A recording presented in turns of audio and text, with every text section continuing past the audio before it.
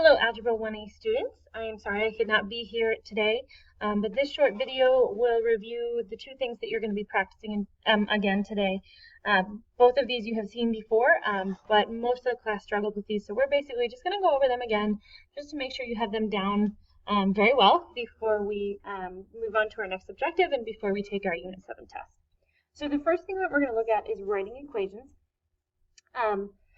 These are the problems that are the hardest for us, right? Find the equation of a line that passes through points 1, -3, and 4, 6. So I'm going to do this problem with you. You just have to listen and watch. You do not have to copy anything down. You may if you want to, but mostly you should just watch. When we are writing equations, we are always writing equations of the form y equals mx plus b, right? We are always writing things in slope-intercept form. And to write this, we need slope and we need y-intercept, okay? Now, unfortunately, in this problem, they don't give us slope or y-intercept. We have to find both. So to find slope from 2 points, we have to use that equation that's like y1 minus y2 divided by x1 minus x2. So that means, well, I have my points here, x, y, x, and y. So that means I take my y's and subtract them, so -3 minus 6, and divide that by my x's, so 1 minus 4. Okay, -3 minus 6 is -9. 1 minus 4 is -3. Then I want to simplify this fraction to make my math easier. -9 divided by -3, well, negative divided by negative gives me a positive. 9 divided by 3 is 3, so that's a positive 3. That is my slope. Okay, when you do slope equation, you're finding how much it rises over how much it runs, right? Y's are rise, x are run. So this is my slope. So I'm going to plug that in to my equation where it goes, which is right in front of the x. What I still need to find is my b. I still need to find my y-intercept. The problem is here is that I'm not given y-intercept, but I am given x and y points. So what I'm going to do is I'm going to plug in one of these x and y points to my x and y so that I can solve for b. Okay, so I'm going to use this 0.46 because it has no negatives. Wherever I see a y, I'm going to write 6. Wherever I see an x, I'm going to write 4. Notice that this equation just went from having 3 variables to now only having 1 variable. And I can solve this for b now. 3 times 4, I know, is 12. That leaves me with the equation 6 equals 12 plus b. If I want to get b by itself, I'd have to subtract 12 from both sides. 6 minus 12 is -6 equals b. Okay, so that's telling me that my y-intercept is -6. I'm going to have to put this into my equation, right? Here I have slope. Here I have y-intercept. So that means my final equation is going to look like y equals 3x plus -6, or y equals 3x minus 6. And that is how you find the equation of a line that passes through 2 points. Really quickly, let's try one more like this, except that this time it's going to give us slope. So we need to find the equation of the line with slope equal to 2 and goes through the points 8, 5. Again, we have y equals mx plus b. That's easy.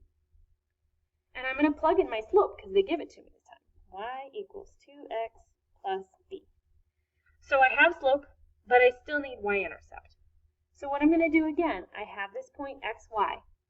What I'm going to do is I am going to plug in x where I see x and y where I see y. Okay, so 5 equals 2 times 8 plus b. Now again, I only have one variable, so I'm going to solve. 5 equals 2 times 8 is 16 plus b.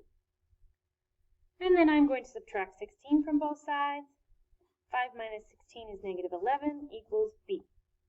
So again, I have slope and I have y-intercept. That means my final equation is y equals 2x minus 11. Excellent. The other thing that you're going to be working on today is graphing equations, and I just wanted to really quickly go over those. It seems like this one is one that we get a little bit better, but just a few reminders. So the first one we're going to graph is y equals 4x minus 3. In this equation, my slope is equal to 4.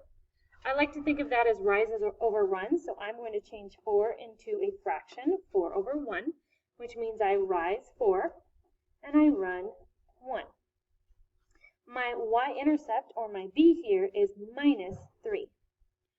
Remember, we always start graphing by starting with our y-intercept. So my y-axis is here, my y-intercept is negative 3, so 1, 2, 3, is where I place my first dot. Then I use my slope to find my next dot. So it means I'm going up 4 and over 1, up 4 and over 1. And once I have a few points, it is really easy to finish with my ruler that perfectly straight line. Okay, let's try one more like that. This time we're graphing y equals negative 1/2 x. This one is a little bit more difficult because it doesn't have both pieces. But here, my slope is negative 1/2. So that means it rises negative 1 and it runs 2. Okay, now I don't have anything for my y-intercept here, right? There's no y-intercept. There's nothing. Well, what number is nothing? If there's no number there, that means that it's plus 0, which means my y-intercept is 0. Okay? Again, I start graphing by looking at my y-axis and finding the 0 on my y-axis for this one. And then I'm going to rise negative 1 and run 2. Rise negative 1 means I don't go up, right? It means I go down 1 and run 2. Put a dot. Down 1 and run 2. Down 1 and run 2. Okay. Once I have a few points, again, it's really easy to use my ruler to connect those points and have a very accurate line.